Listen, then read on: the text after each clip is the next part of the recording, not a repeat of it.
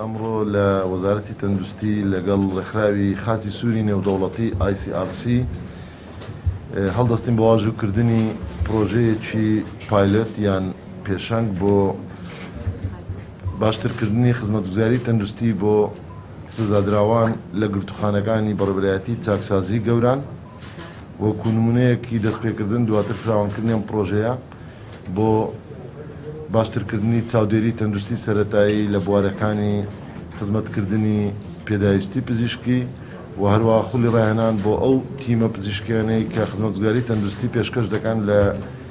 گرتوخانەی بەڕێوەبەرایەتی چاکسازی گەوران. سەبارەت بە بایکۆتی پزیشکان ئێمە بە دڵنیاییەوە هەردەم گوتیتمان کە موچەی پزیشکان و کارمەندانی تەندروستی و فەرمانبەرانی کەرتی تەندروستی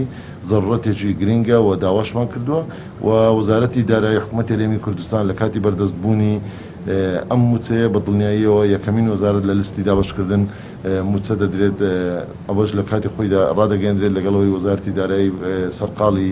دابینکردنی ئەم موچەیە دەبێت.